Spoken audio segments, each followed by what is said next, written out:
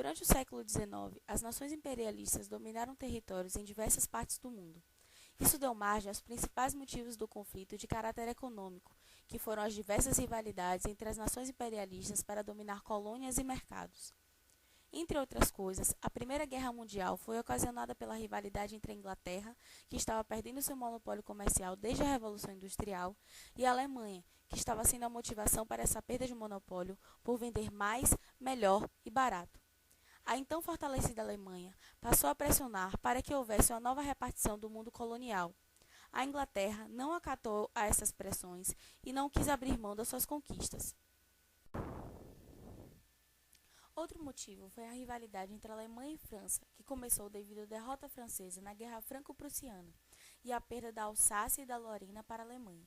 Com isso, a França se sentia lesada, por essas serem regiões muito ricas em carvão e ferro.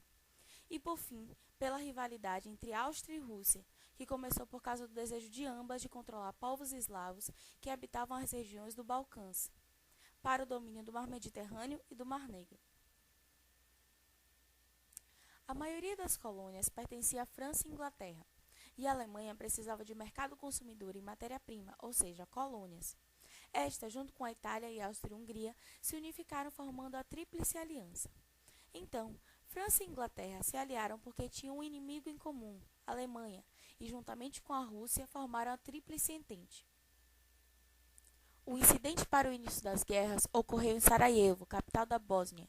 Nesse dia, o herdeiro do trono austríaco, Francisco Ferdinando, ao desfilar em locais públicos sem um esquema especial de segurança, foi alvo fácil de um atentado que serviu para agravar as tensões já existentes, já que colocava o governo da Sérvia sob suspeita.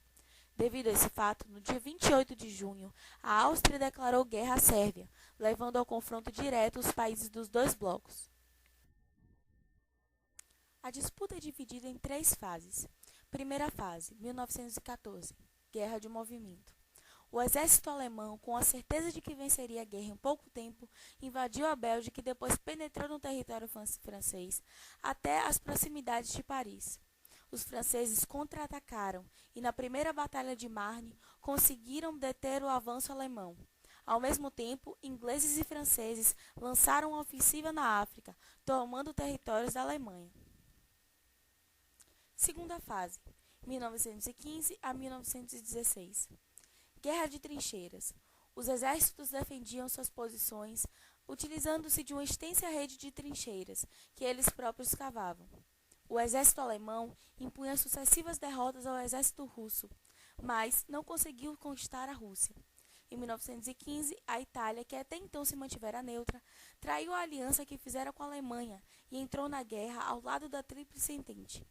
Neste mesmo ano, os italianos entraram na guerra junto com seus novos aliados, com a promessa de que receberiam parte das colônias alemãs.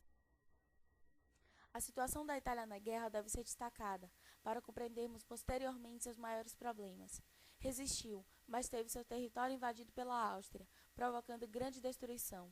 Os conflitos tornaram-se cada vez mais trágicos. Novas armas como o canhão de tiro rápido, o gás venenoso, o lança-chamas, o avião e o submarino fizeram um número crescente de vítimas. Terceira fase, 1917 a 1918. Em 1917, primeiro ano dessa nova fase, ocorreram 2 fatos decisivos para o desfecho da guerra: a entrada dos Estados Unidos no conflito e a saída da Rússia. Os Estados Unidos chegaram na guerra ao lado da Inglaterra e da França, com a intenção de assegurar o retorno de grandes investimentos feitos nesses países. Outras nações também se envolveram na guerra. Turquia e Bulgária juntaram-se à Tríplice Aliança, enquanto alguns países, incluindo o Brasil, colocaram-se ao lado da Entente. A Alemanha, então, avança sobre a França, antes da chegada dos norte-americanos à Europa, mas novamente foi detida na Segunda Batalha do Marne e forçada a recuar. A partir desse recuo, os países da Entente foram impondo sucessivas derrotas aos seus inimigos. A Alemanha ainda resistia quando foi sacudida por uma rebelião interna, que forçou o imperador a abdicar. 2 dias depois, rendeu-se, assinando um documento que declarava a guerra terminada. O Tratado de Versalhes obrigou a Alemanha a arcar com o ônus da guerra, e as consequências para todos os envolvidos, exceto os Estados Unidos, foram as piores: socialismo, fascismo e nazismo.